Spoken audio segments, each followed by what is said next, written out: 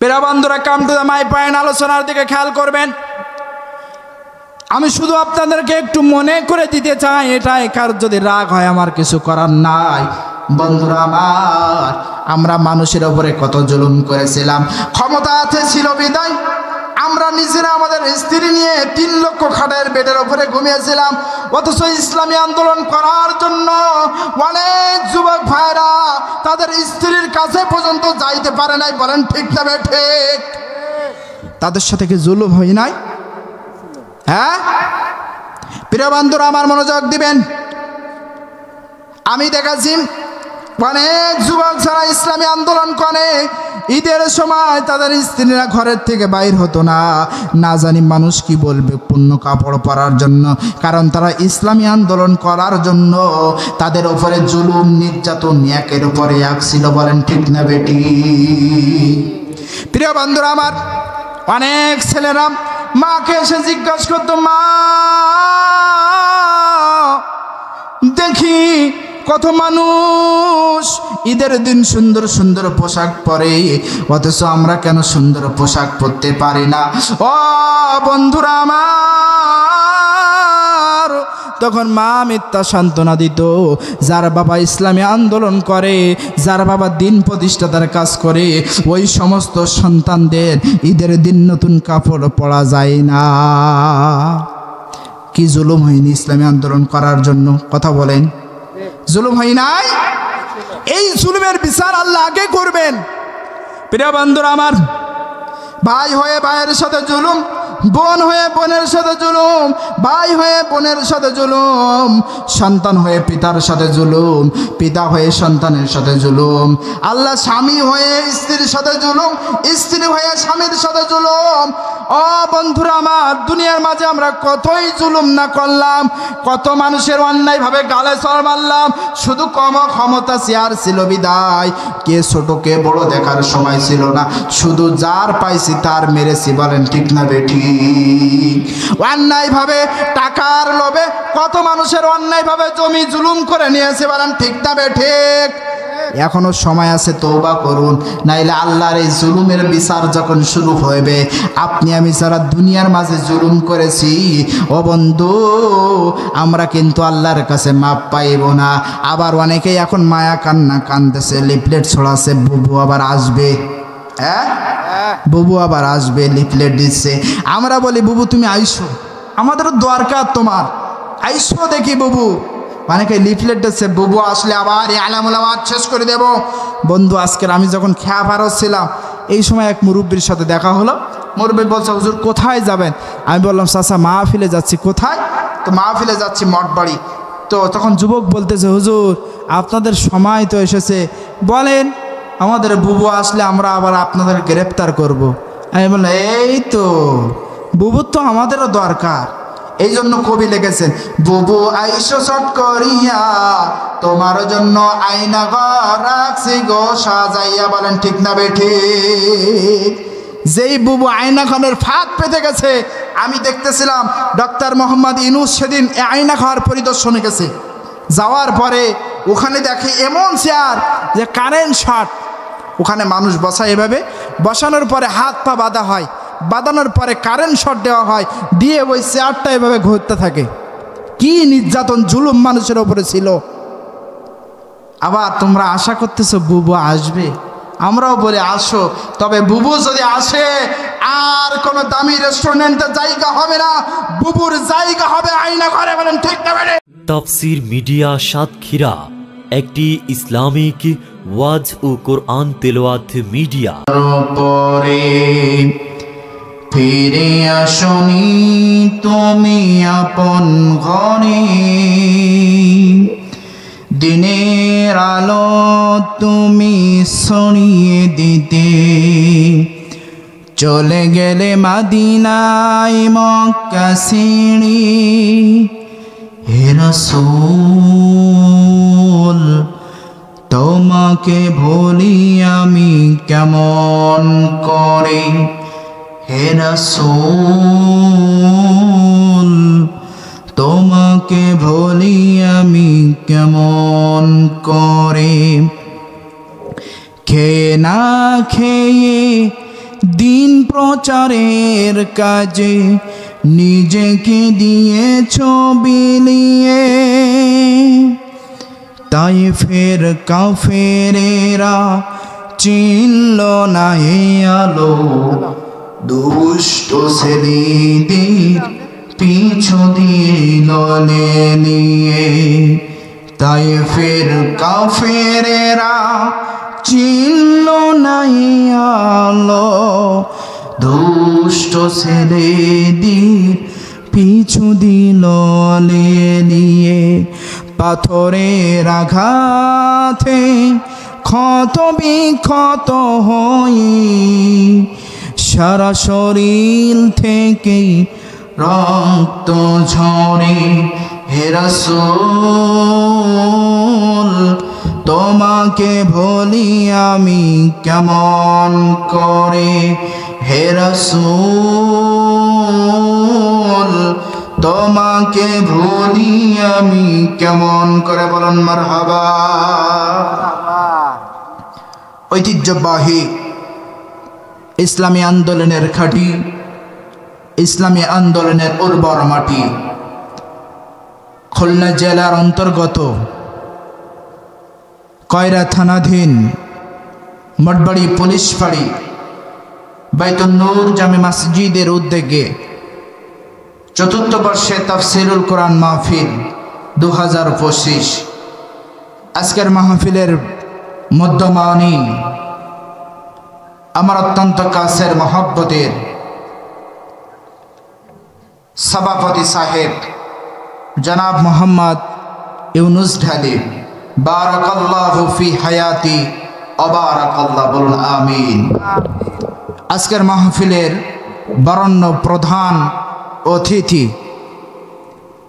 বিশিষ্ট সমাজসেবক 4 নং মহারাজপুর ইউনিয়ন পরিষদের সদস্য জনাব নুরুল ইসলাম খোকা সহ অত্র পুলিশ ফাঁড়ির অফিসার ইনচার্জ জনাব কবির আহমেদ সহ আজকের মাহফিল পরিচালনা করতেছেন একজন খুবই আল্লাহ ভীরু, খোদা ভীরু মানুষ, ইসলাম প্রিয় মানুষ, আমার খুব কাছের মহব্বতের মৌলভী মুতাসিম বিল্লাহ লিটন সাহেব সহ আজকের মাহফিলের প্রধান মেহমান, আমার খুব বন্ধুপর, খুবই ভালোবাসা হৃদয়ের একজন মানুষ, বর্তমান সময়ের মিডিয়া ব্যক্তিত্ব। প্রায় প্রোগ্রাম আমরা দেখতেছি অনলাইনের মাধ্যমে তানার। আল্লাহ রাব্বুল আলামিনের নিচে জমিনের ওপরে এই আলেমকে আল্লাহ রাব্বুল আলামিন কণ্ঠের ভিতরে যা যা দান করব না আমিন। কিছুক্ষণের মধ্যে হয়তো তিনি আসবেন, খানা খেতে গেছে, আসলে আমি ছেড়ে দেবো ইনশাআল্লাহ। হাফেজ মাওলানা নৌশাদ সালাম সাহেব সহ মাগরিব থেকে বিশেষ করে আমার আগে 2 জন আলোচক কথা বলেছেন, অত্যন্ত গুরুত্বপূর্ণ আলোচনা রেখেছেন। আমার বন্ধুপর, একই কালের বন্ধু, সেই ছোটোবেলার থেকে পড়ে আসতেছি, হাফেজ মাওলানা মারুফ বিল্লাহ সিদ্দিকী সাহেব সহ রবিউল ইসলাম জিহাদি সাহেব সহ আজকের যারা কথা বলেছেন, সকলের কথার ভিতরে আল্লাহ রাব্বুল আলামিন মুআজ্জা বারাকা দান করব না আমিন। প্রিয় বন্ধুরা আমার, আমি যখন এই লিফলেটটা হাতে নেই আমার বুকের ভিতরে বড্ড কম্পন সৃষ্টি হয়। এখন আপনারা প্রশ্ন করতে পারেন, গাজী আব্দুল্লাহ আল মামুন বুকের ভিতরে কম্পন সৃষ্টি হওয়ার কারণটা কি? প্রিয় বন্ধুরা আমার, যখন আমি এই তাফসিরুল কোরআন মাহফিলের ভিতরে আমার নামটা দেখি গাজী আব্দুল্লাহ আল মামুন, আমার মতো গাজী আব্দুল্লাহ আল মামুন যদি 100 গাজী আব্দুল্লাহ আল মামুন তৈরি করে এক পাল্লায় রাখা হয়, বর্তমান সময়ের টপ লেভেলের বক্তা মাওলানা মিজানুর রহমান হাজারীর মতো 100 বক্তা যদি এক পাল্লায় রাখা হয়, বর্তমান সময়ের মুফতি আমির হামজার মতো আমির হামজা যদি 100 তৈরি করে রাখা হয়, বর্তমান সময় আল্লামা মামুনুল হকের মতো যদি 100 মামুনুল হক তৈরি করে এক পাল্লায় রাখা হয়। আর আমি মনে করি বর্তমান দেশের ভিতরে যত আলেম আছে তাদেরকে যদি এক পাল্লায় রাখা হয়, আর আপনার আমার হৃদয়ের স্পন্দন আল্লামা দেলোয়ার হোসেন সাঈদী রহিমাহুল্লাহকে যদি এক পাল্লায় রাখা হয়, আমি মনে করি অন্য পাল্লা থেকে আল্লামা দেলোয়ার হোসেন সাঈদীর পাল্লাটা ভারী হয়ে যাবে। বলুন ঠিক না বেঠিক? হাজারো আলেম এক পাল্লায় রাখেন আর আল্লামা সাঈদীকে এক পাল্লায় রাখেন, দেখবেন আল্লামা সাঈদীর পাল্লাটাই আমি মনে করি ভারী হয়ে যাবে। বলেন ঠিক না বেঠিক? আরে ভাই, আমরা তো বাংলার বক্তা, আমরা তো বাংলায় কথা বলি, কয়জন আমাদের কথা শোনেন? কিন্তু এই আল্লামা সাঈদী রহিমাহুল্লাহ, যিনি সর্বপ্রথম ওই চট্টগ্রাম প্যারেড ময়দানে একাধারে 3 দিন সূরাতুল ফাতিহার তাফসীর করেছিল, শেষের দিন পঞ্চম দিনে 46 জন হিন্দু তাদের বাপ দাদার ধর্মের মুখের উপরে লাথি মেরে আল্লামা সাঈদীর হাতে হাত ধরে কালেমা পড়ে মুসলমান হয়েছিল। বলুন সুবহানাল্লাহ। এই জন্য কবি বলছেন, আল্লামা সাঈদী তুমি মরনি, শহীদ হয়েছ তুমি এটাই জানি। বলেন ঠিক না বেঠিক? ভাই, আপনারা ময়দান থেকে যদি কথা না বলেন, আলোচনা এখানে যদি পীর সাহেব বনে আসেন, আমি মনে করি আলোচনা সে ফুটাইতে পারবে না। আর আপনারা ময়দান থেকে কথা বলবেন, সে শিক্ষায় দীক্ষায় যা থাকুক না কেন, ময়দান থেকে আওয়াজ আসবে, তার কথা টকবাক টকবাক করে বাইর হবে। কিন্তু আপনারা তো ঘুমের ভিতরে আছেন, এই ঘুম কি ভাঙবে না আপনাদের? এখনো কোথায় ঘুমিয়ে আছেন? আপনার আমার সন্তানগুলো তো তরবারে নিয়ে বাইর হয়ে গেছে, যেই জমিনে কোনো ফ্যাসিস্টের জায়গা হবে না, অথচ আপনি আমি এখনো ঘরে মসজিদের কোণে বসে সুবহানাল্লাহ সুবহানাল্লাহ সুবহানাল্লাহ জিকির করতেও আছি। কি লাভ হবে এই জিকির করে? প্রিয় বন্ধুরা আমার, যে কথা বলতেছিলাম, সে আল্লামা সাঈদী রহিমাহুল্লাহকে তারা এত ভয় পেত। আল্লামা সাঈদী রহিমাহুল্লাহ মৃত্যুবরণ করার পরে 3 মাস পর্যন্ত তার কবর পাহারা দিতে হয়েছে। বলেন ঠিক না বেঠিক? একটু কথা বলবেন। কোরআনের পাখি আমি মনে করি আমার মতো আব্দুল্লাহ আল মামুন দ্বারা এই কোরআন সাজানো সম্ভব নয়। যতই আব্দুল্লাহ আল মামুন এখানে নিয়ে আসা হয় না কেন, আল্লামা সাঈদীর কোরআনের কথার তেজ এখনো যেন কেমন ভাবে কানের মধ্যে ভাসতেছে। বলেন ঠিক না বেঠিক? আল্লামা সাঈদী বলতো, তোমরা যাদেরকে মৌলবাদী বলতেছো, মৌলবাদী অর্থ মূলবাদী, এই মৌলবাদী যেদিন এক হয়ে গাছের গোড়া ধরে নাড়া দেবে, তোমরা মামার বাড়ি দিল্লি গিয়ে পড়তে হবে। বলেন ঠিক না বেঠিক? অতএব সে আল্লামা সাঈদীর কথাগুলো এখনো যেন কেমন কানে ভাসতেছে, আল্লামা সাঈদী বয়ান করতেছে, আর আমরা যেন কেমন ময়দানে বসে বসে শুনতেছি। বলেন ঠিক না বেঠিক? অতএব সে আল্লামা সাঈদীর কথাগুলো অক্ষরে অক্ষরে কাটিয়ে যাচ্ছে। বলেছিল আল্লামা সাঈদী দাড়ির পক্ষে কথা বলেছিল, দাড়ি রাখতে হবে। আল্লামা সাঈদী মহিলাদের বরকা নিয়ে কথা বলেছিল, বরকা পর্দা করতে হবে। আজকের সময়ের ব্যবধানে দেখা যাচ্ছে অনেকেই দাড়ি কেটে ফেলাচ্ছে, আবার অনেকেই দাড়ি রেখে ফেলাচ্ছে। বলেন ঠিক না বেঠিক? কথাগুলো কেমন জানি অক্ষরে অক্ষরে আল্লাহর ওলির কথা কেটে যাচ্ছে। বলেন ঠিক না বেঠিক? আল্লামা সাঈদী তুমি মরনি, শহীদ হয়েছ তুমি এটাই জানি। কারাগারে কাটালে 13টি বছর, বাতিল কেঁপেছে দেখে থর থর। বলেন ঠিক না বেঠিক? দেখতেছেন না আল্লামা সাঈদীর কথা কেটে যাচ্ছে, দাড়ি কেটে পালাচ্ছে। কি খাবা খাইছে দুনিয়ায়, এখন সে আল্লামা সাঈদীর কথা কেটে যাচ্ছে, তারা দাড়ি কেটে পালাতে হচ্ছে। অনেকে আবার দাড়ি রাখতেছে পালানোর জন্য, অনেকে আবার টাকা দিচ্ছে পালানোর জন্য, অনেকে বরকা পরা পালাচ্ছে, তাও সে ধরা খাচ্ছে। প্রিয় বন্ধুরা আমার, এজন্য আমার বুকটা ঠনটান করে যখন কোরআনে ময়দানে ওঠি যে আমি আব্দুল্লাহ আল মামুনের মতো নগণ্য গোলাম এই স্টেজে মানাই না। এই স্টেজ তো ছিল তাদের, মতিউর রহমান নিজামীর এই স্টেজ তো ছিল তাদের, যারা কোরআনের হক কথাগুলো মানুষের সামনে বলতে। বলেন ঠিক না ঠিক? অতএব আসুন, আপনাদের গ্রামের সন্তান আমি, কোরআনের হক কথা বলতে গিয়ে যদি আপনার মাজার ওপর দিয়ে যায়, পিঠের ওপর দিয়ে যায়, আমি আব্দুল্লাহ আল মামুনের কিছু করার ক্ষমতা নেই। হয়তোবা আপনি দল করতে পারেন, আওয়ামী লীগ, বিএনপি, জাতীয় পার্টি, জাসদ, বাসদ, আটরশি, চরমনা, দেওয়ানবাগি, ফুরফুরা, বিভিন্ন দলের মানুষ এখানে থাকতে পারেন, কিন্তু কোরআন বলছে যে কথা, আমি আব্দুল্লাহ আল মামুন বলবো সে কথা বলতে গিয়ে যদি আপনার মাজার ওপর দিয়ে, খালের ওপর দিয়ে যায়, আমি আব্দুল্লাহ আল মামুনের কোনো আসে যায়? আসুন স্বল্প সময়ে কিছু কথা আপনাদেরকে শুনিয়ে যায়, যেহেতু প্রায় রাত্রে আমাদের প্রোগ্রাম। গত রাত্রে প্রোগ্রাম করছিলাম চৌকুনি ইসলামে দাখিল মাদ্রাসার ময়দানে। বৃষ্টি কি, আমি বললাম এই অবস্থায় মাহফিল করার দরকার নেই, আসা যাবে না, মাহফিল করাও সম্ভব না। তারপরে আল্লাহ রাব্বুল আলামিনের অশেষ মেহেরবানিতে অনেক মানুষ নিয়ে আমরা সেখানে প্রোগ্রাম করেছি। আপনারা বললে হয়তো বা অবাক হবেন, আমি যে কেন্দ্রীয় মসজিদে আছি, এই কেন্দ্রীয় মসজিদে যদি আসরের সময় বলা হয় আজকের নামাজের পরে মিলাদ হবে, দোয়া অনুষ্ঠান হবে, তা আমি মনে করি কমপক্ষে মোটে না হলেও 100 মানুষ সেখানে হাজির হয়। মানে আপনারা যারা আসেন এসেও বেশি মানুষ সেখানে হাজির হয়। কিন্তু দুঃখের বিষয়, এলাকার ছেলেরা মাহফিল করতেছে, অনেকের চুলকানি সৃষ্টি হচ্ছে। বলেন ঠিক না বেঠিক? যখন আবু বকর, মামুন, এই ছেলেগুলো যখন মাহফিলের জন্য চাঁদা চাইতে গেছে, টাকা আনতে গেছে, অনেকের চুলকানি শুরু হয়েছে। মাহফিল করে কি লাভ? কথা বলেন ঠিক না ঠিক? মাহফিল করে কি লাভ? মাহফিল করে যদি লাভ না হতো, আল্লাহ রাব্বুল আলামিন তার দোস্ত বিশ্ব নবীকে দিয়ে বলতেন না তুমি কোরআন প্রচার করো? বলতেন না। তো মাহফিল করে আমাদের জন্য বহু ফায়দা আছে। হৃদায়ত দেওয়ার মালিক হলো আল্লাহ। আপনি যতই চেষ্টা করেন কাউকে হৃদায়ত দিতে পারবেন না।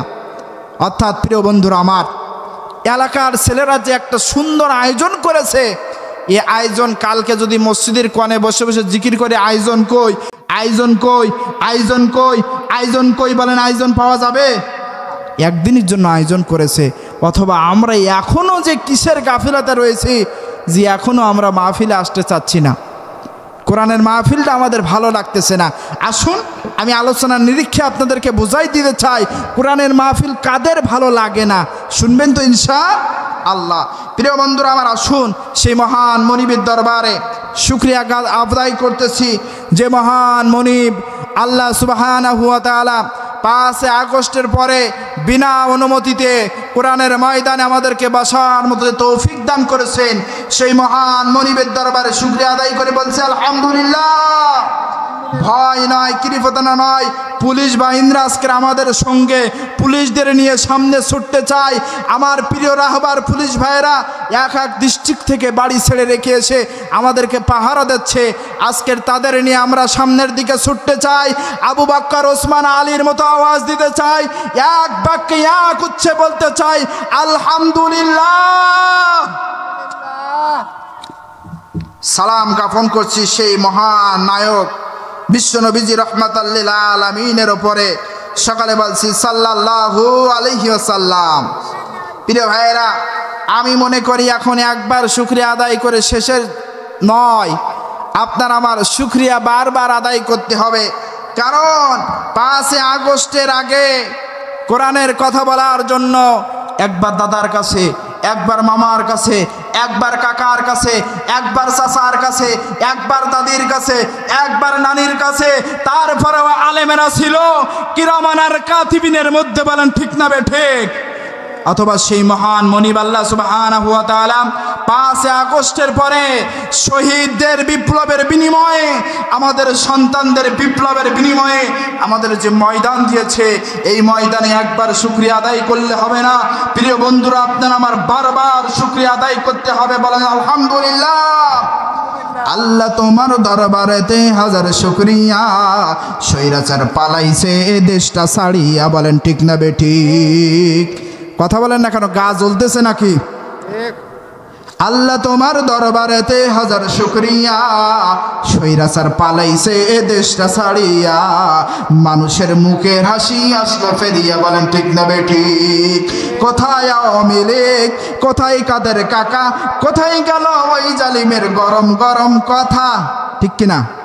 আরে বাবা, স্টেজে উঠে আলেমের সিটি দেবে আগে, এই বিষয়ে ওয়াজ করা যাবে না, এই বিষয়ে কথা বলা যাবে না, এই বিষয়ে কোনো ওয়াজ হবে না, এই বিষয় নিয়ে ময়দানে ওয়াজ করলে জেলে ভরে দেব, রাজাকার বানিয়ে দেব।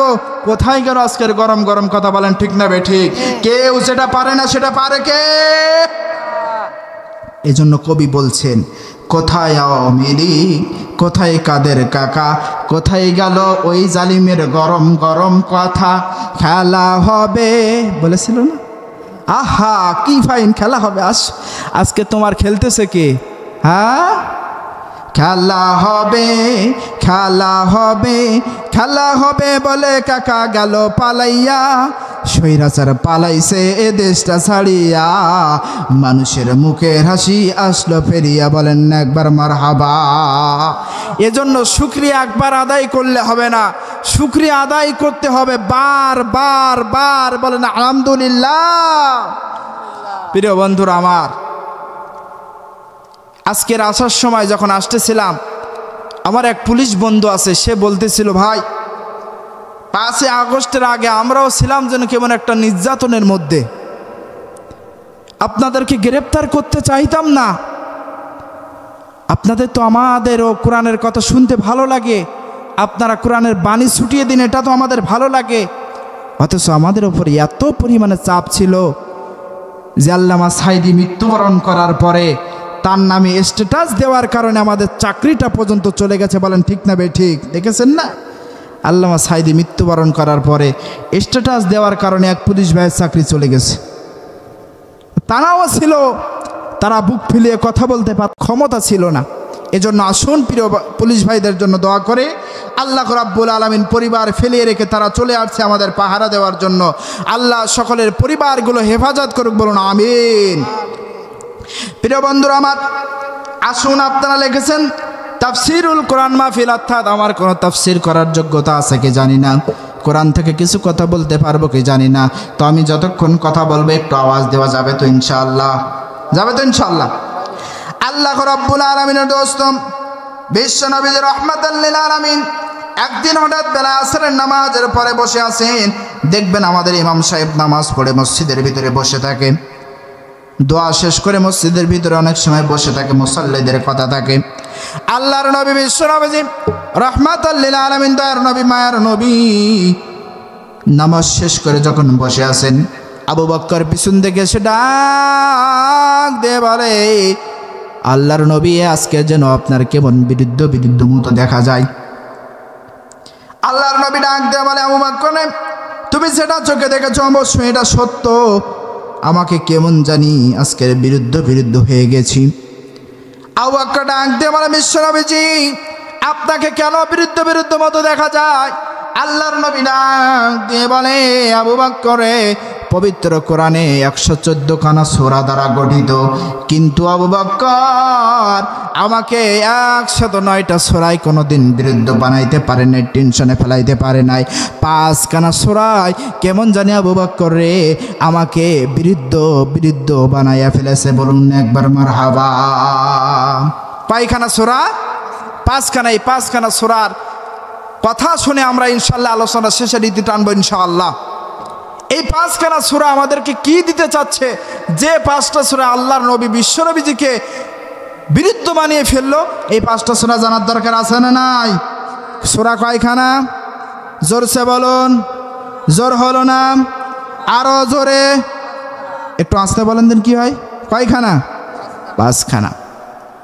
প্রিয় বন্ধুরা আমার, এবার আসুন এক এক করে কোন 5 খানা সূরা আপনারা আমার নবী বিশ্ব নবীজি রাহমাতুল লিল আলামিনকে বিরুদ্ধ বানাইলো। আল্লাহর নবী ডাক দিয়ে বলা, এবার শোনো শোনো শোনো শোনো শোনো আমার কোন 5টা সূরায় বিরুদ্ধ বানায় ফেললো।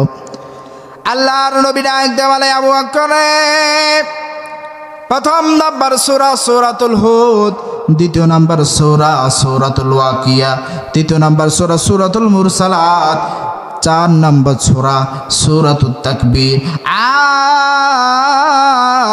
5 নম্বরে আবু বকর সূরাতুন নাবা। দেখবেন অনেক মসজিদের ইমাম সাহেবেরা সূরা নাবা ফজরের সময় এত সুন্দরভাবে তেলাওয়াত করে যে তাদের তেলাওয়াত শুনে চাকরির প্রমোশন বেড়ে যায়। বলেন ঠিক না বেঠিক? এই 5খানা সূরা আবু বকরে কোরআনুল কারীমের আর 109খানা সূরা আমাকে বিরুদ্ধ বানাইতে পারে নাই, আমাকে চিন্তায় ফেলতে পারি নাই। কেমন জানি এই 5খানা সূরা আমাকে বিরুদ্ধ বানায় ফেলেছে। হযরত জাবের রাদিয়াল্লাহু তাআলা, মা আয়েশা সিদ্দিকা রাদিয়াল্লাহু তাআলা হাদিসের ভিতরে বর্ণনা হয়েছে। মা আয়েশা সিদ্দিকা রাদিয়াল্লাহু তাআলা বলতেছেন, ও দুনিয়ার মানুষ তোমরা শুনে নাও, তোমাদের কাছে একটা সূর্য, সেটা সকালে উদিত হয়, বিকাল বেলায় ডুবে যায়। যায় কিনা? সকালবেলা সূর্য উদিত হয়, বিকালবেলা সূর্যটা ডুবে যায়। আর আমি আয়েশার কাছে 2টা সূর্য, যেটা সকালে উদিত হয় বিকালে ডুবে যায়।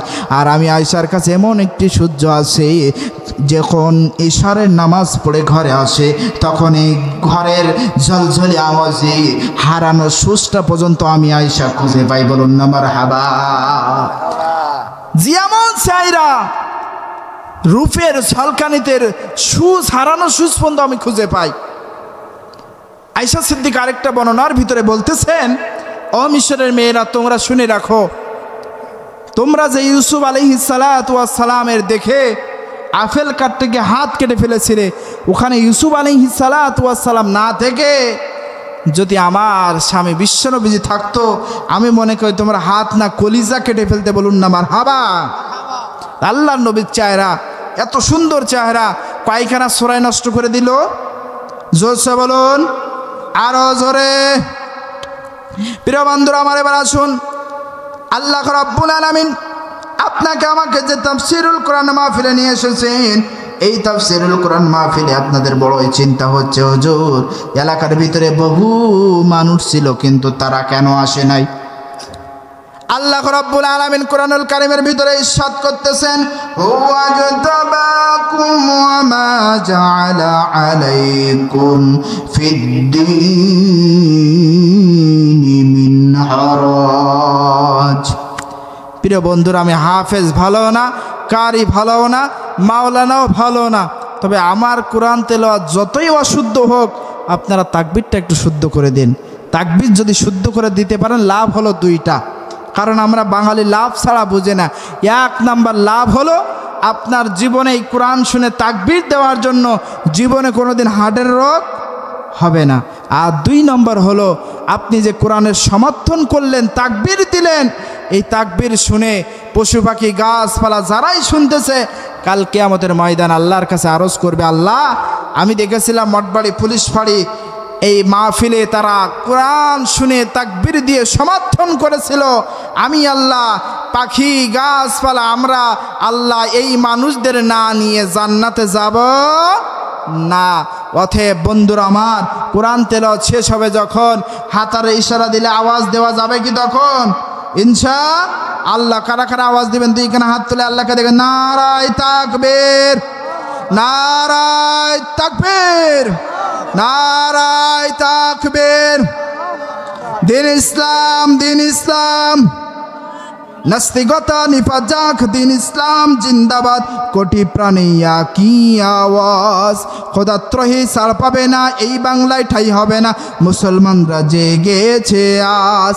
তলো তলো আওয়াজ তলো, জোর কদমে সামনে চলো, সবাই মিলে একই তালে দাও না স্লোগান, নারায়ে তাকবীর, নারায়ে তাকবীর। দিন ইসলাম, দিন ইসলাম, আল কোরআনের আলো।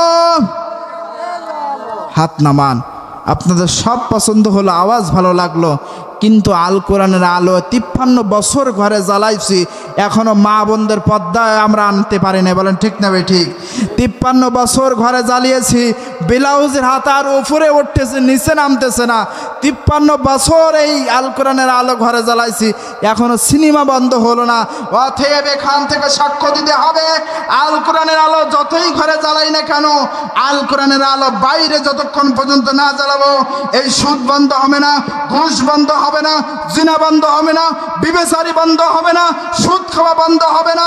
অতএব এখান থেকে সাক্ষী দিতে চাই, আল কোরআনের আলো ঘরে আর নয়, সংসদে জ্বালানোর জন্য যদি জীবন দিতে হয় জীবন দেব, রক্ত দিতে হলে রক্ত দেব, আবু সাইদ মুগ্ধের মতো জীবন দেব, তবে আল কোরআনের সৈনিক হয়ে মরতে চাই।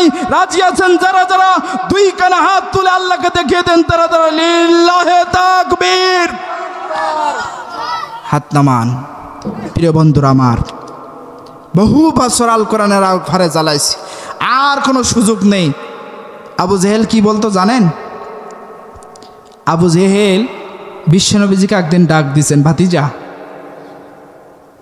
তুমি আল কোরআনের আলো ঘরে জ্বালাও, মসজিদে পড়ো, মাদ্রাসায় পড়ো, ঘরের মধ্যে যত পারো তত পড়ো, কিন্তু আল কোরআনের আলো বাইরে নিয়ে আসো না। বাইরে যদি নিয়ে আসো, আমার বাপ দাদার ধর্ম তো আর থাকে না, বাপ দাদার ধর্মে তো চুনকালি লেগে যায়। আমরা তো আর বিধবা কাঠগুলো মেরে খেতে পারবো না, আমরা তো আর রডের বদলে বাঁশ দিতে পারবো না। এই জন্য আল কোরআনের আলো যত পারো তত ঘরে জ্বালাও, মসজিদে পড়াও, মাদ্রাসায় পড়তে পড়তে ভেঙে ফেলাও, কিন্তু আল কোরআনের আলো বাইরে নিয়ে আসো না। এখনও দেখবেন কিছু কিছু ছিল, আল কোরআনের আলো যত পারো আব্দুল্লাহ তুমি মসজিদে জ্বালাও, যত পারো মাদ্রাসায় জ্বালাও, যত পারো ঘরে জ্বালাও, কিন্তু আল কোরআনের আলো বাইরে নিয়ে আসো না। বাইরে তুমি নিয়ে আসতে গেলে আমাদের চাল চুরি করে খাওয়া বন্ধ হয়ে যাবে, করোনার সময় তেলগুলো নিয়ে খাটের নিচে রাখা বন্ধ হয়ে যাবে, আমাদের বিধবা কাঠগুলো মেরে খাওয়া বন্ধ হয়ে যাবে, ট্যাঙ্কির টাকা 10,000 করে নিয়ে খাওয়া বন্ধ হয়ে যাবে। অতএব তারা চায় আল কোরআনের আলো ঘরে জরুক, বাইরে যেন না আসে। বলেন ঠিক না বে ঠিক? এখান থেকে প্রমাণ হয় আজ পর্যন্ত আবু জেহেলের মতো যারা বলতেছে আল কোরআনের আলো ঘরে জ্বালাও, বাইরে নিয়ে এসো না, আমি বলি তোমরা ডায়াগনস্টিক সেন্টারে যাও, গিয়ে তোমাদের রক্ত চেক করে দেখো, আবু জেহেলের রক্ত ছিল যা, তোমাদের রক্ত হইবে তা। আর আবু জেহেলের রক্ত আর তোমার রক্ত মিল হবে যখন, সকালবেলায় বুঝবে লাভ হলো কতটা, লোকসান হলো কতটা। বলেন ঠিক না বে ঠিক? অতএব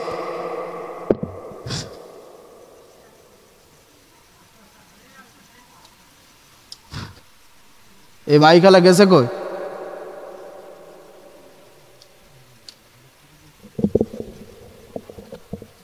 আরে শালা সর্বনাশ।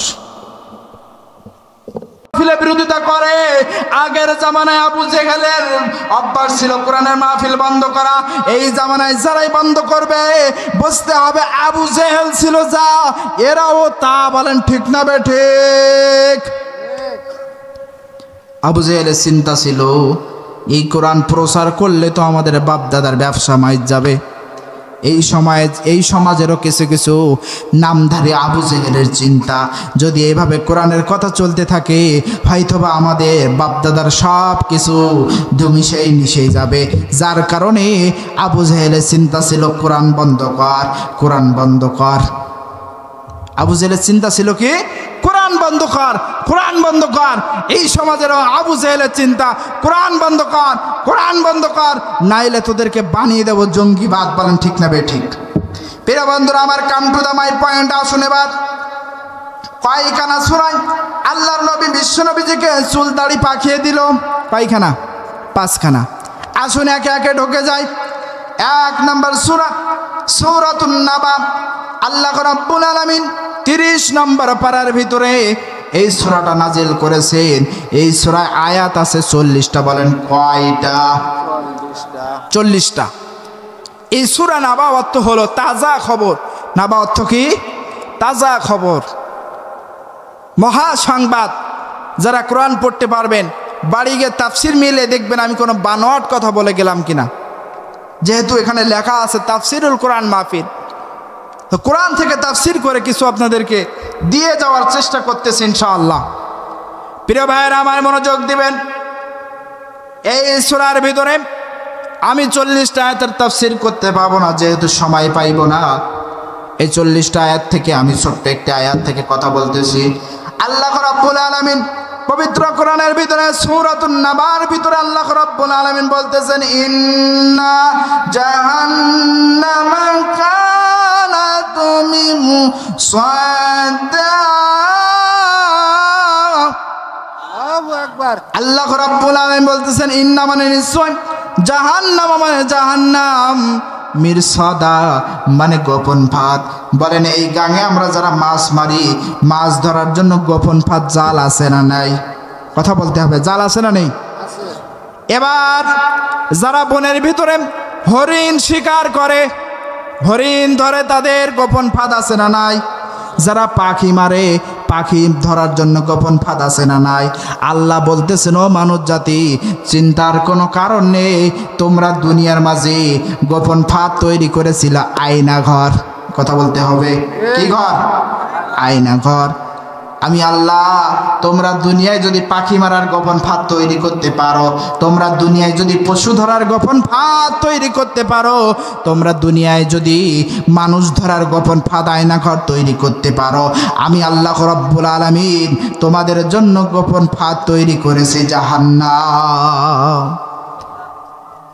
আল্লাহ বলতেছেন তোমরা দুনিয়ায় সব করতে পারো, গোপন ফাঁদ তৈরি করে তাতে মানুষ রাখতে পারো, আর আমি আল্লাহ কি পারবো না? অত সহজে ছেড়ে দেব?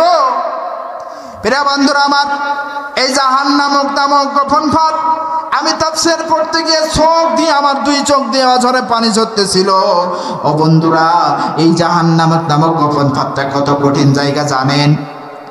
আল্লাহ রাব্বুল আলামিন ফেরেশতাদেরকে ডাক দিলেন, ও ফেরেশতারা এদিকে আসো। ফেরেশতা, আমি যে গোপন ফাঁদ তৈরি করতে চাচ্ছি, এই গোপন ফাঁদটা তোমরা 1000 বছর জ্বালাও। কয় হাজার? 1000 বছর জ্বালাও।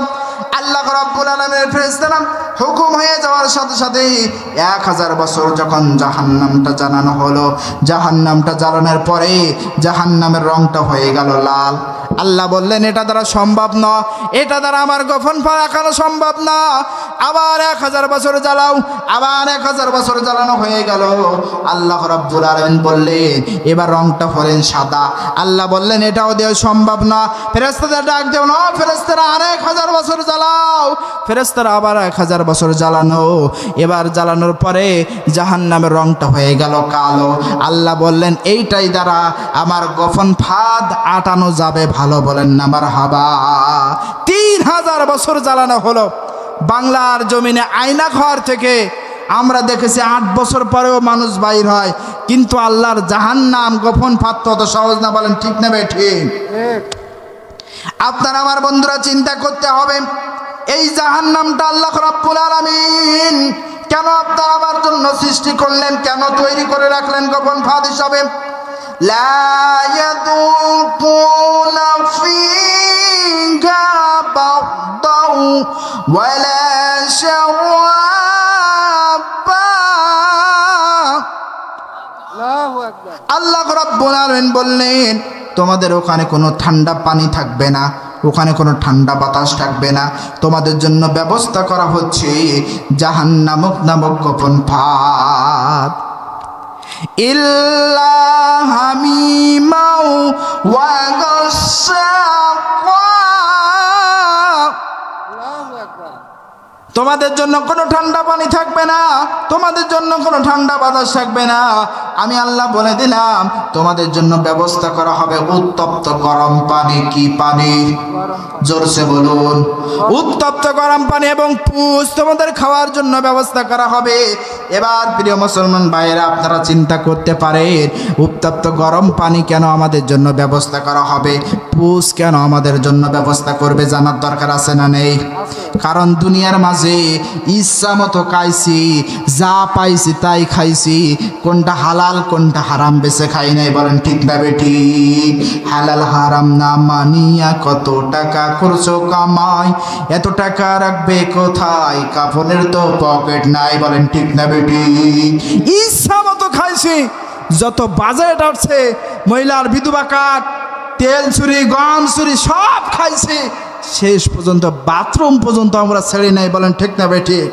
আমরা দেখেছি না খবরের মাধ্যমে যে বাথরুম পর্যন্ত ছেড়ে দেই নাই, খাইতে খাইতে শেষ করছে। এখন অনেকেই দেখতেছি মায়া কান্না কানতেছে। এভাবে কেউ ঘর ভাঙে, এভাবে কেউ 32 নম্বর বাড়ি ভাঙে?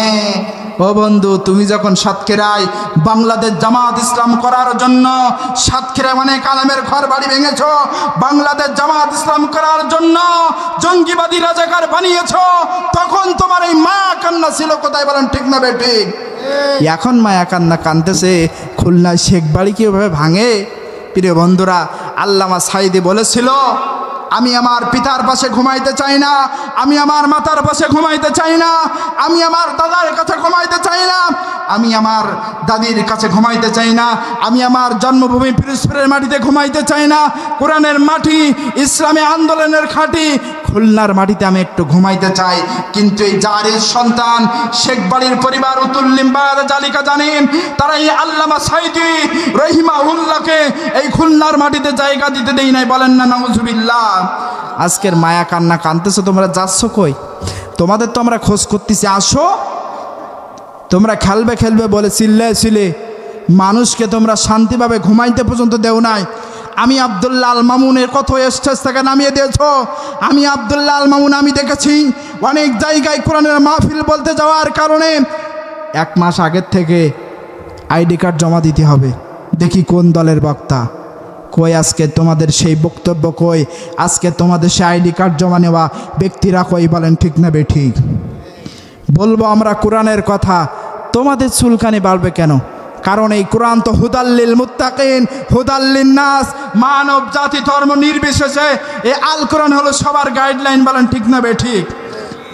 অতএব তোমরা ইচ্ছা মতো খাইছো, যার কাছ থেকে যা পেরেছো তাই খাইছো, বিদেশে ঘর তৈরি করেছো, দেশের মানুষের ঋণের বোঝা মাথায় চাপিয়ে দিয়ে চলে গেছো। তো তুমি রান্না করা ভাত না খেয়ে পালাবে তো কে পালাবে? বলেন ঠিক না বেঠিক?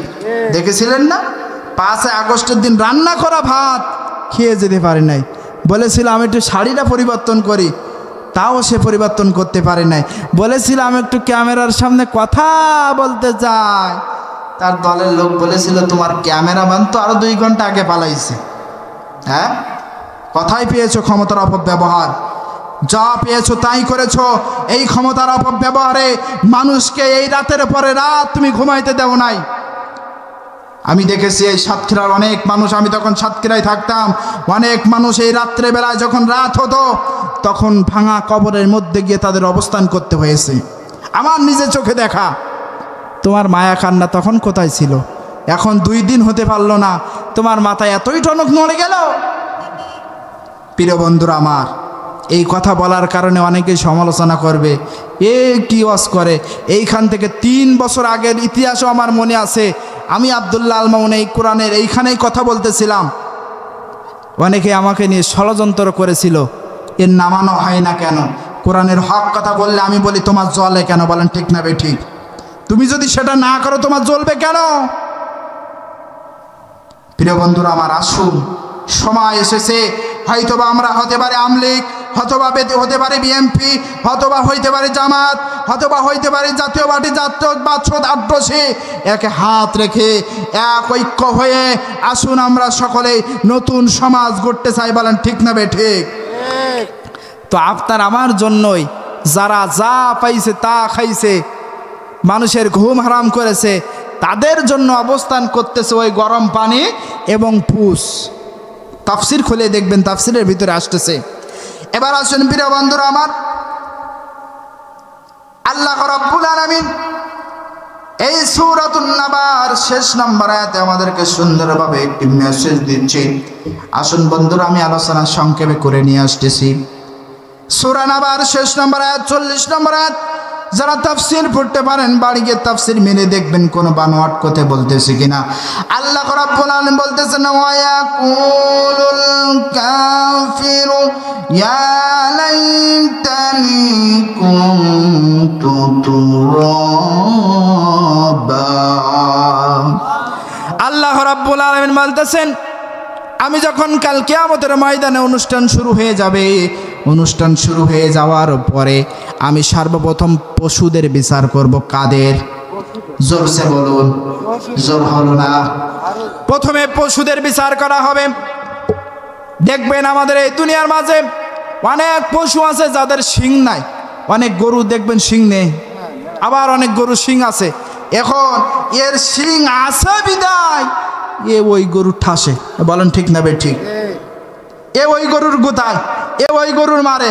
আল্লাহ বলবেন, ও শিং ভাঙা গরু, তুমি দুনিয়ায় জুলুমের শিকার হয়েছো, আজকের ওই দুনিয়ায় যার শিং ছিল ওর শিং ভেঙে দেব আর তোমার শিং গড়ে দেব। তোমাকে অন্যায়ভাবে দুনিয়ার মাঝে যত জুলুম করেছিল, গুতিয়েছিল, আজকের তুমি সেইভাবে তাকে মারো, গুতাও, আমি আল্লাহর বিচার হলো এই, বলুন না আমার হাবা। এবার বন্ধুরা আমার, যখন পশুদের একে একে বিচার শেষ হয়ে যাবে, ছাগল গরু বিচার শেষ হয়ে যাবে, সকল পশুদের বিচার শেষ হয়ে যাবে, তখন আল্লাহ বলবে, ওয়াকুলুল কাফিরু ইয়া লাইতানি কুনতু তুরাবা। আল্লাহ বলতে থাকবেন,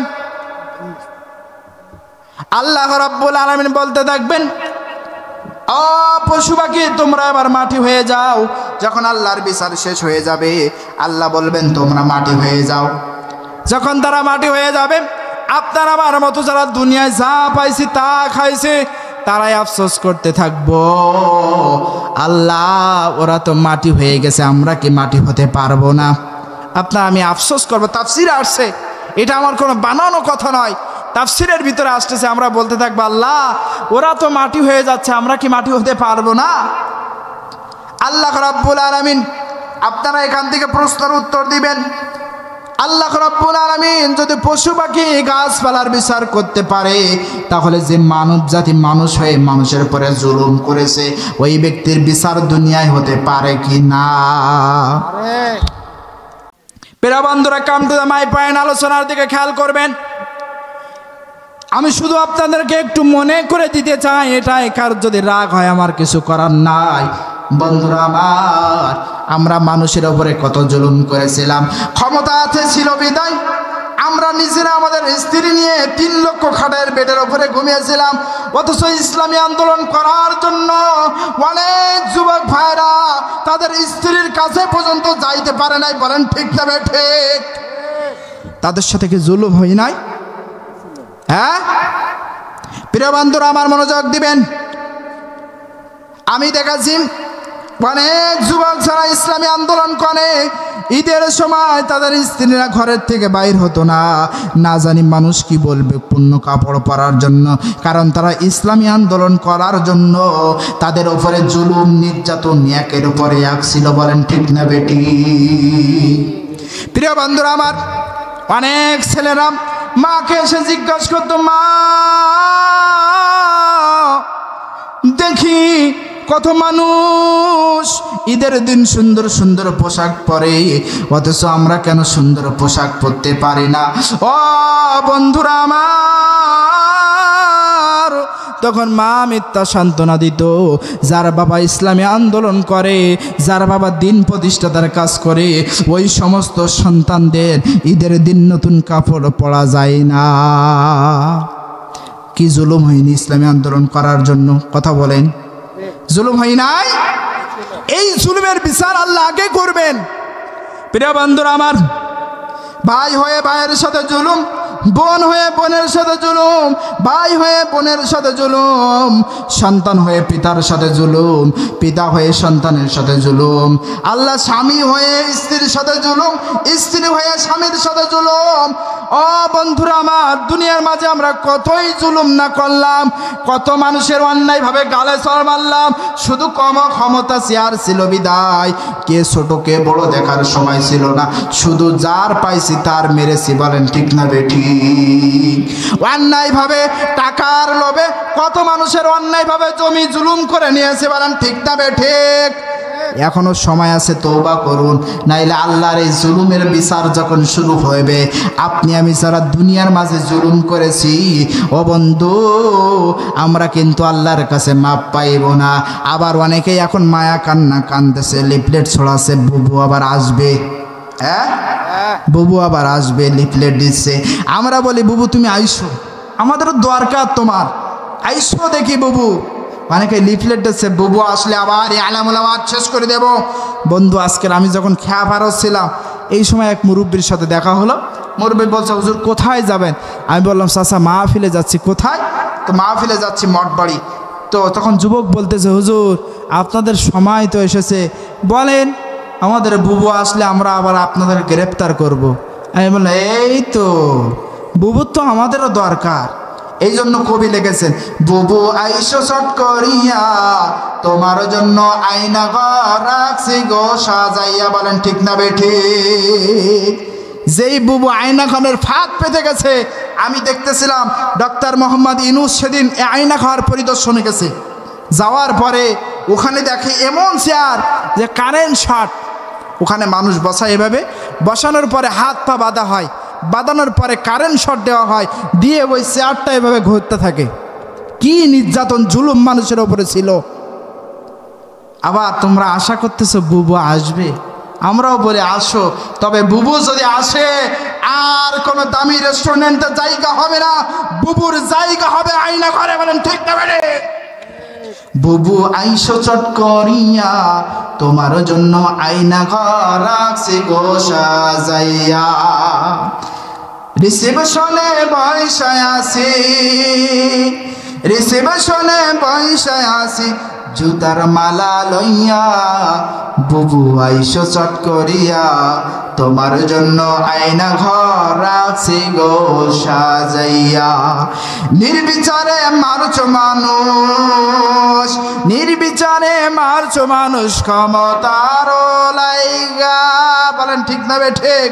আমরা দেখেছি 5 আগস্টের দিনে কত যুবককে ভ্যানের উপরে রেখে গুলি করে তাদেরকে হত্যা করে ডাস্টবিনে ফেলানো হয়েছে। বলেন ঠিক না ঠিক? নির্বিচারে তোমার ক্ষমতার জন্য তুমি কত মানুষকে হত্যা করেছ, তোমার এই হত্যার বিচার আগে করতে হবে। বলেন ঠিক তবে ঠিক? এই মাহফিল থেকে বলতে চাই, ডক্টর মোহাম্মদ ইউনূস আপনার নেতৃত্বে এই খুশি হাসিনাকে নির্ভীকভাবে যেভাবে মানুষকে মারা হয়েছে, এর বিচার সর্বপ্রথম আমরা দেখতে চাই। বলেন ঠিক না বেটে? নির্বিচারে মারুছো মানুষ ক্ষমতার লাইগা, দিন ধর্ম আর মানবতা সব কিছু ছাড়িয়া। বলেন ঠিক না বেঠিক? তার মানবতা ছিল। 5 আগস্টের দিনে এই মুগ্ধ পানি লাগবে পানি লাগবে বলে যখন গিয়েছিল, এই মুগ্ধকেও গুলি করে হত্যা করা হয়েছিল। বলেন ঠিক না বেঠিক? আবু সাইদ মনে করেছিল আমি যদি বুক পেতে দেই আমাকে কেউ মারবে না, হয়তোবা আমি আবু সাইদকে ছেড়ে দেবে, কিন্তু ওই খুনি হাসিনার নির্দেশে কিছু কিছু জালেম এই আবু সাইদকে হত্যা করেছিল। বলেন ঠিক না বেঠিক? আমরা তো তোমাদের এই বিচারের অপেক্ষায় আছি, আয়না ঘর নিয়ে তোমাদের জন্য বসে আছি, দেখি তোমরা আয়না ঘর নিয়ে কি করতে চাচ্ছ। নির্বিচারে মারছো মানুষ ক্ষমতার লাইগা, দিন ধর্ম আর মানবতা সব কিছু ছাড়িয়া, তোমার পাপের শাস্তি, তোমার পাপের শাস্তি হবে 16 আনা। বুবু আইসো চট করিয়া তোমার জন্য আয়না ঘর রাখছি গো সাজাইয়া। বলেন ঠিক না বেঠি? বন্ধুরা আমার মনোযোগ দেবেন, তোমরা যারা আজকে লিফলেট ছড়াচ্ছ, চিঠি দিচ্ছ বুবুকে আবার আনার জন্য, আমি মনে করি তোমার বুবুর রস মারাই বেশি লেগে গেছে। এই বুবুর রস কিন্তু তোমার বেশি দিন থাকবে না, কারণ যেভাবে কয়রায় খুঁটে খুঁটে মামলা হচ্ছে, হয়রানি হচ্ছে, আমি মনে করি তোমাদের এই খুঁটি খুঁটি খাওয়া কিন্তু বেশি দিন চলবে না। বলেন ঠিক না বেঠিক? আমি জুলুমের কথা বলতেছিলাম। প্রিয় বন্ধুরা, আল্লাহ রাব্বুল আলামিন জুলুমকারীদেরকে দুনিয়ায় এবং আখিরাতে শাস্তি দেবেন। যারা দুনিয়ায় জুলুম করে এদের শাস্তি দুনিয়ায় হবে, আখিরাতে হবে। কিন্তু জুলুম হলো 2 প্রকার। কয় প্রকার? আওয়াজ দেওয়া লাগবে। কয় প্রকার? প্রধান বক্তা চলে আসবে এক্ষুনি। জুলুম হলো 2 প্রকার। 1 নম্বর জুলুম হলো বড় জুলুম, আল্লাহর সাথে শিরিক। 1 নম্বর জুলুম কি? আল্লাহর সাথে শিরিক। দেখবেন বর্তমান সমাজের ভিতরে, প্রিয় বন্ধুরা আমার, আমি মাঝে আমার নলতায় দাওয়াত ছিল, নলতায় গিয়ে দেখি ওখানে আহারে কত সুন্দর করে সেজদা দেয় আর বলে বাবা একটা ছেলে দাও, বাবা একটা মেয়ে দাও। মা বোনেরা আছে পর্দার থেকে আমার আওয়াজ শুনতেছেন। ও বন্ধু, শিরিক আমাদের মধ্যে ছেয়ে গেছে। আল্লাহর কাছে সবচেয়ে বড় গুনাহ হলো এই শিরিকের গুনাহ, এবং সবচেয়ে বড় জুলুম হলো শিরিক। আমি দেখেছি এই খুলনা গল্লামারি, আমি এখানে দাওয়াত ছিল, এখানে বুড়ো মৌলবীর একটা দরগা আছে, এই দরগার থেকে মাটি নিয়ে মহিলারা পেটে লাগায় যে বাবার দয়ায় ছেলে হবে। আমি বলি কেউ ফেরে না খালি হাতে, বাবা তোমার দরবার থেকে, বলেন ঠিক না বেটি? কত জুলুম আমরা, শিরিক কত প্রকার করতেছি। এই শিরিকের বিচার কিন্তু আল্লাহ রাব্বুল আলামিন নিজে করবেন। আল্লাহর কাছে সবচেয়ে বড় জুলুম হলো শিরিক। শিরিক থেকে আসুন আমরা ফিরে আসি, শিরিকটা নিয়ে আমরা চলে আসি। এই শিরিক আমাদেরকে ধ্বংস করে দিতে পারে, শিরিক আমাদেরকে শেষ করে দিতে পারে। প্রিয় বন্ধুরা আমার, আলোচনার শেষ পয়েন্টের দিকে আসুন। বন্ধুরা আমার, আমি আলোচনার শেষ দিকে চলে যাচ্ছি, আল্লাহ রাব্বুল আলামিন সুন্দরভাবে আপনাকে আমাকে তৈরি করে রেখেছেন এবং বলে দিয়েছেন দুনিয়ার মাঝে যাওয়ার পরে তোমাদেরকে মানুষরা ধোঁকা দিতে যাবে, কিন্তু আমি আল্লাহ তোমাদের সৃষ্টির পরে আমি তোমাদেরকে বলে দিলাম ওয়ামা খালাকুতুল জিন্না ওয়াল ইনসা ইল্লা লিয়াবুদুন। ও মানুষ জাতি, দুনিয়ায় যাওয়ার পরে মানুষেরা তোমাদেরকে বিভ্রান্ত করতে চাবে, তোমাদেরকে সরিয়ে দিতে চাবে, কিন্তু মানুষ জাতি তোমরা আল্লাহর পথটাকে ছেড়ে দিও না। মানুষ এবং জিন জাতিকে শুধুমাত্র আমি আল্লাহ রাব্বুল আলামিন সৃষ্টি করেছি একমাত্র আমি আল্লাহর ইবাদত করার জন্য। বলুন সুবহানাল্লাহ। ও বন্ধু আমার, আজকের শেষ আজ হয়তো আমি আব্দুল্লাহ আল মামুন আপনাদের সম্মুখে আর কথা বলতে পারবো কি জানি না। আমার শেষ অংশটা আপনাকে জানিয়ে দিতে চাই। ওয়াকাদা রাব্বুকা আল্লা তা'বুদু, আল্লাহ রাব্বুল আলামিন কোরআনের ভিতরে সুন্দরভাবে আপনাকে আমাকে গাইডলাইন করে দিয়েছেন। ও দুনিয়ার মানুষেরা, তোমাদের মাঝে আমি দুইজন ঔরস পাঠিয়ে দিয়েছি, পিতা এবং মাতা। আমি আল্লাহ রাব্বুল আলামিন কোরআনুল কারীমের মধ্যে ইরশাদ করেছে ওই পিতার মাতা যেন শব্দটা পর্যন্ত জবান থেকে বাইর করতে না পারে।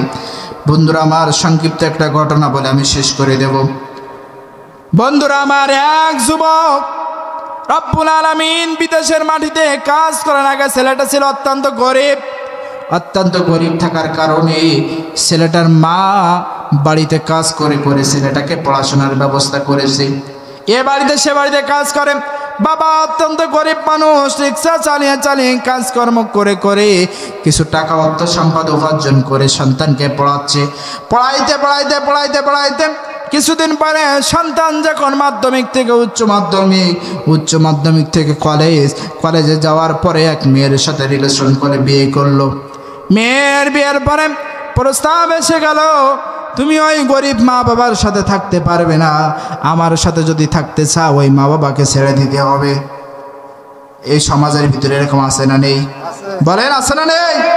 অনেক বৌমারা দেখবেন এখন বলে আমার সাথে যদি থাকতে চাও তোমার ওই বৃদ্ধ পিতামাতাকে ছেড়ে দিতে হবে, নাইলে আমি ওদের ভাত রাঁধতে পারবো না।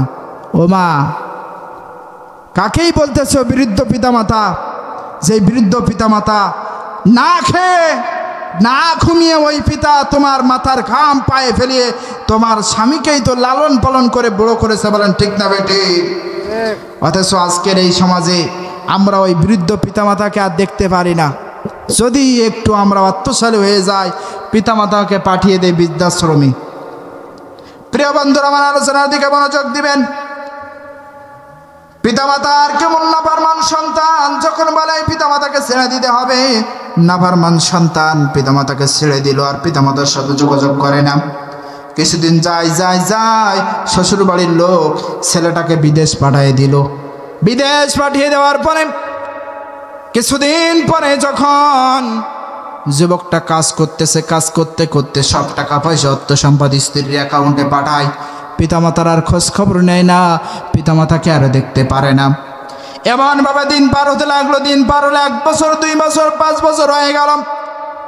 সন্তানটার শরীরে এমন একটি রোগ দেখা দিল। রোগটা নিয়ে যখন ওই বিদেশের মাটিতে ডক্টরের কাছে গেলেন, ডক্টরের কাছে যাওয়ার পরে সন্তানটা ডক্টর বলছে তুমি আর 3 মাস বাঁচবা। এবার বাড়িতে আসলেন, আসার পরে স্ত্রীকে ফোন করলেন, ও স্ত্রী, আমার এমন একটি শরীরে রোগ হয়েছে, আমি আর মাত্র 3 মাস বাঁচবো, আমি আর বেশি দিন বাঁচবো না, আমি দেশের মাটিতে আসতে চাই। স্ত্রী বলে, ও স্বামী, তুমি যেহেতু আর ওই দেশে থাকতে চাচ্ছ না, দেশে আসতে চাচ্ছ, তো আসার সময় আমার জন্য সুন্দর একটি শাড়ি, আমার জন্য সুন্দর একটি গহনা, আর আমার পিতার জন্য সুন্দর একটা ঘড়ি, আর আমার মার জন্য সুন্দর একটা নেকলেস নিয়ে আসো। স্ত্রী কি দেখেন, প্রিয় বন্ধুরা আমার মনোযোগ দেবেন, যেই মা 10 মাস 10 দিন গর্ভধারণ করলো, আপনার আমার ডেলিভারির সময় 45 ইউনিট পর্যন্ত ব্যথা সহ্য করলো, ওই মাকে আমরা নাফরমান সন্তান ভুলে যাই, বলেন ঠিক না বেঠিক? প্রিয় বন্ধুরা আমার, বৈজ্ঞানিকেরা এখন বর্তমান যাই যাত্রা তারা গবেষণা করে করে বলতেছেন, একজন মা যখন ডেলিভারি হয়, ওই মায়ের 45 ইউনিট পর্যন্ত 45 ইউনিট পর্যন্ত ব্যথা সহ্য করতে হয়। প্রিয় বন্ধুরা আমার, একজন সুস্থ সবল মানুষ, তার যদি 20টা হাড় ভাঙা হয়, 20টা হাড় ভাঙলে যে ব্যথা হয়, একজন মা ডেলিভারির সময় তার সে ব্যথা সহ্য করতে হয়, বলুন না আল্লাহু আকবার। অথচ নাফরমান সন্তান আমরা সেই মা সেই বাবাকে ভুলে যাই, বলেন ঠিক না ঠিক? নারায়ে তাকবীর, প্রধান বক্তার আগমন, দিন ইসলাম, দিন ইসলাম, মাঠবাড়ি পুলিশ বাড়ি মাহফিলের পক্ষ থেকে প্রধান বক্তার আগমন। এবার যখন স্ত্রীকে ফোন দিলেন, স্ত্রী বললে, আমার জন্য এই নিয়ে আসো, আমার মায়ের জন্য এই নিয়ে আসো, আমার বাবার জন্য এই নিয়ে আসো। কিন্তু ওই স্ত্রী এমন স্ত্রী যে সে পিতা, সন্তানের পিতা মাতার জন্য কিছু নিয়ে আসতে বলে না, বলেন ঠিক না ঠিক? অতএব প্রিয় বন্ধুরা আমার, এবার ছেলেটা কিছুক্ষণ পরে চিন্তা করলেন, দেখি 5 বছর হয়ে গেল যেই মা যেই বাবার খোঁজ খবর আমি নেই নাই, ওই মা ওই বাবার কাছে একটু ফোন দিয়ে খোঁজ খবর নেই, মা বাবাকে এই চিঠিটা লিখে একটু পাঠিয়ে দেই। সন্তান এবার বাড়িতে এসে চিঠি লিখতেছেন, মা, ও মা, 5 বছর হয়ে গেল তোমাদের কোনো খোঁজ খবর নেই নাই, তোমাদের কোনোদিন খোঁজ খবর নিতে পারে নাই। মা, আমার এমন একটি রোগ হয়েছে, আমি আর 3 মাস বাঁচবো, আমি দেশে আসতেছি, তোমাদের জন্য কি নিয়ে আসা লাগবে? মা চিঠি পেয়ে গেলেন। চিঠি পাওয়ার উত্তর পেটে মা লিখতেছেন, বাবা, আমাদের জন্য কিছুই আনা লাগবে না, তুমি সুস্থভাবে এই দেশে আসো। মা কি জিনিস, বাবা কি জিনিস, অথচ শ্বশুর শাশুড়ি তাদের জন্য কি জিনিস লাগবে তাদের সেই চিন্তা, অথচ ওই মা ওই বাবা নিঃশান্তভাবে আপনাকে আমাকে ভালোবেসেই যাচ্ছে, তো যাচ্ছে, বলেন ঠিক না ঠিক? প্রিয় বন্ধুরা আমার, সন্তান যখন এয়ারপোর্টে আসলেন, আসার পরে স্ত্রী চলে গেলেন, শ্বশুর শাশুড়ি চলে গেলেন, যাওয়ার পরে স্ত্রী বাগ দিয়ে বলে, ও প্রাণের স্বামী, তোমাকে আমার জন্য জানিয়ে আসতে বলছিলাম, আমার আব্বার জন্য জানিয়ে আসতে বলতেছিলাম, আমার মার জন্য জানিয়ে আসতে বলেছিলাম, তুমি কি সেগুলো নিয়ে আসেছো? স্বামী বলে, না রে স্ত্রী, আমি তো বড়ই অসুস্থ, আমি তো তোমার জন্য, তোমার আব্বার জন্য, তোমার মায়ের জন্য কিছু নিয়ে আসতে পারে নাই।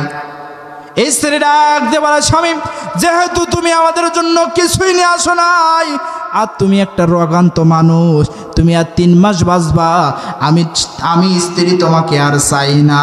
ও বন্ধু, স্ত্রী ছেড়ে দিতে পারে, শ্বশুর শাশুড়ি ছেড়ে দিতে পারে, ভাই বোন ছেড়ে দিতে পারে, কিন্তু ওই জনম দুঃখিনী মা বাবা কোনোদিন ছেড়ে দিতে পারে না, বলেন ঠিক না বেটি? প্রিয় বন্ধুরা আমার, ছেলেটা এবার বড় চিন্তায় পড়ে গেল। স্ত্রী ছেড়ে দিল, যে স্ত্রীকে 5 বছর পর্যন্ত বিদেশে থাকা অবস্থায় অ্যাকাউন্টে টাকা দিছে তো দিছে, সেই স্ত্রী আজকের ছেড়ে দিয়ে চলে গেছে। এখন আমি আর এই জীবন রাখতে চাই না, আমি রেলপথে গিয়ে মৃত্যুবরণ করতে চাই। ছেলেটা যখন দৌড়াচ্ছে রেলপথে যাবে, কিছু দূর যাওয়ার পরে রেলপথে যাওয়ার আগে পিতা ছেলেটা হাত টেনে ধরলো, বাবা কোথায় যাও? বলে, বাবা রে, 5 বছর যার অ্যাকাউন্টে টাকা পাঠাইলাম, 5 বছর যাকে আমি ভালোবাসলাম, 5 বছর যেই নারীর জন্য তোমাদের কথা বলে ছেড়ে দিলাম, আজকের ওই নারী আমার জন্য নাই, ওই নারী আমাকে তালাক দিয়েছে, ওই নারী যেহেতু নাই, আমি আমার এই জীবন আর রাখতে চাই না, আমার জীবনটা ওই রেল পথের নিচে দিতে চাই। বলে বাবা তোমার ওই নারীর জন্য জীবন দিতে হবে না। ছেলেটা ডাক দিয়ে বলে মা কি আসে নাই? মা কি আসে নাই? তোমরা কেন আমার এড়িতে আসো নাই? বাবা ডাক দিয়ে বলে বাবা রে, আমরা গেছিলাম এয়ারপোর্টের ভিতরে, কিন্তু আমাদের জীর্ণ শীর্ণ জামা কাপড় দেখে ওই এয়ারপোর্টের লোকজন আমার এয়ারপোর্টে উঠে দেই নাই। ছেলে ডাক দিয়ে বলে মা কি আসে নাই? বলে ওই যে তোর মা লাঠি ভাত দিয়ে দিয়ে আসতেছে, ওই হলো তোর মা, রোগে রোগে শেষ হয়ে গেছে। ও বন্ধুরা, মা এসে খোকাকে ডাক দিয়ে বলে খোকা, না জানি সারাদিন তুমি কিছু খাও নাই, তুমি কিছু খেয়ে নাও। এবার দেখে কালো কিছু কিছু গোশ নিয়ে আসছে। তখন ছেলেটা আবার ডাক দিয়ে বলে মা এই কালো গোশ কেন? তখন মা ডাক দিয়ে বলে ছেলে রে, আমি যাদের বাড়ি কাজ করি, ওই বাড়ির থেকে আমি যখন কাজ করি প্রায় 5 দিন আগে আমার একটু গোশ দিয়েছিল, আর তুমি বাড়ি আসতেছো, তোমার জন্য গোশ কিনতে পারি কি পারি না, এই জন্য আমি চিন্তা করেছি ও বাবা এই গোশটা জ্বালাইতে জ্বালাইতে এক প্রকার কালো হয়ে গেছে। বলুন না মারহাবা। সন্তানের মুখে মা ভাত তুলে দিলেন, দেওয়ার পরে খাওয়া যখন শেষ পর্যায়ে মা তখন সন্তানকে বলতেছে সন্তান তোমার মুখটা দেখে মনে হচ্ছে তোমার কিছু একটা হয়েছে, তোমার চেহারা দেখে মনে হচ্ছে তোমার কিছু হয়েছে। সন্তান ডাক দিয়ে বলে মা বাবা তোমাকে তো আমি বলি না আমার কি হয়েছে, তোমরা বুঝলে কেমনে? তখন মা ডাক দিয়ে বলে বাবা রে, তুমি হয়তো বা আমাদের বলো নাই, কিন্তু আমরা বুঝতে পেরেছি তোমার কিছু না কিছু হয়েছে। তখন ছেলে ডাক দিয়ে বলে মা আমার এমন একটি রোগ হয়েছে, আমি আর 3 মাস বাঁচবো ডাক্তার বলেছে। তখন ওই মা বাবা রেল স্টেশনে কেমন যেন পাঠি নেচে দিয়ে সিজদায় পড়ে গেছে আর বলে আল্লাহ আমাদের জীবন নিয়ে নাও, কিন্তু আমার খোকার জীবনটা নিও না। মায়ের একধার দুধের দাম কাঠিয়া গায়ের চাম, মায়ের একধার দুধের দাম কাটিয়া গায়ের চাম, পাপস বানাইলে ওরেদের শোধ হবে না। জনম দুঃখিনী মা গর্ভধারিণী মা। বলুন একবার মারহাবা। বন্ধু প্রধান বক্তা এসে গেছেন, আমি আর আলোচনা দীর্ঘায়িত করতে চাচ্ছি না, তবে আমাদের অনেকের মা অনেকের বাবা